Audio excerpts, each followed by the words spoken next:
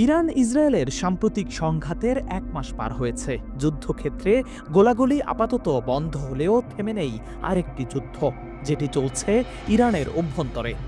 দেশটির নিরাপত্তা বাহিনী প্রতিদিন নতুন নতুন অভিযানে নামছে। তাদের দাবি, ইরানের সক্রিয় ইসরায়েলি গুপ্তচর ও তাদের সহযোগীদের ধরতে এই অভিযান চলছে। সম্প্রতি এক বিবৃতিতে ইসলামী বিপ্লবী গার্ড বাহিনী জানায়, সিস্তান ও বেলুচিস্তান প্রদেশে তারা একাধিক বড় আকারের গুপ্তচর বিরোধী অভিযান পরিচালনা করেছে। প্রতিবেদন অনুযায়ী অভিযানে ৬ জন চরমপন্থী গুপ্তচর নিহত হয়েছে। উদ্ধার করা হয়েছে বিপুল পরিমাণ বিস্ফোরক, অস্ত্র ও যোগাযোগ সরঞ্জাম। আইআরজিসি দাবি করেছে, এসব অস্ত্র ব্যবহারের উদ্দেশ্য ছিল জনবহুল এলাকায় বড় ধরনের নাশকতা চালানো। উদ্ধার হওয়া অস্ত্রের মধ্যে ছিল ১৩টি ইম্প্রোভাইজড এক্সপ্লোসিভ ডিভাইস, ১১টি ইলেকট্রনিক ফিউজ, রিমোট কন্ট্রোল বিস্ফোরক সার্কিট, বুবি ট্রাপ এবং ২টি সশস্ত্র গাড়ি। অভিযানটি পরিচালিত হয় পাকিস্তান ও আফগানিস্তান সীমান্তবর্তী অঞ্চল চাবাহার ও নিয়াশাহ এলাকায়। নিরাপত্তা বিশ্লেষকদের মতে, এই অঞ্চলটি বহুদিন ধরেই বিদেশি গোয়েন্দা সংস্থাগুলোর টার্গেট।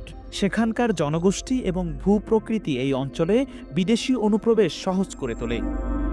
তেহরান বলছে, এই অস্ত্র ও গোয়েন্দা সরঞ্জাম সরবরাহ করেছে ইসরায়েল। তাদের দাবি, এসবের মাধ্যমে পরিকল্পনা ছিল সিস্তান ও বেলুচিস্তানের জনবহুল এলাকায় হামলা চালানোর।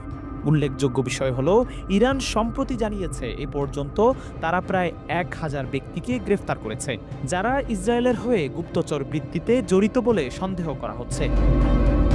১৩ জুনের নজিরবিহীন ইসরায়েলি হামলার পর দেশটির বিভিন্ন সংবাদ মাধ্যমে গোয়েন্দা কার্যক্রম সম্পর্কিত বিস্তারিত তথ্য প্রকাশ হতে থাকে। একাধিক ইসরায়েলি সামরিক কর্মকর্তা ও গোয়েন্দা সদস্যের বক্তব্যে উঠে আসে, মানব গোয়েন্দা ও কৃত্রিম বুদ্ধিমত্তার সমন্বয়ে কিভাবে ইরানের আকাশ প্রতিরক্ষা ব্যবস্থা অকার্যকর করে দেয়া হয়েছিল। মার্কিন সংবাদ সংস্থা অ্যাসোসিয়েটেড প্রেস জানায়, অন্তত ১০ জন সামরিক ও গোয়েন্দা কর্মকর্তা এসব হামলার বিষয়ে অবগত ছিলেন।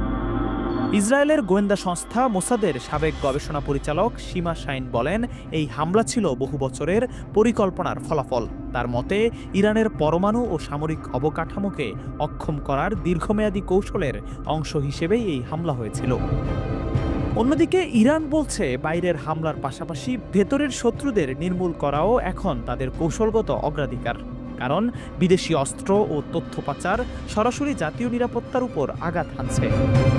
বিশ্লেষকরা মনে করছেন, ইরান ইসরায়েল সংঘাত এখন আর কেবল সীমান্ত বা আকাশে সীমাবদ্ধ নেই। এই লড়াই এখন রূপ নিয়েছে গোয়েন্দা ও সাইবার যুদ্ধের। তেহরানের সাম্প্রতিক অভিযানের প্রমাণেই ইঙ্গিত মিলছে, এই যুদ্ধ এখন ইরানের ভেতরেই ছড়িয়ে পড়ছে।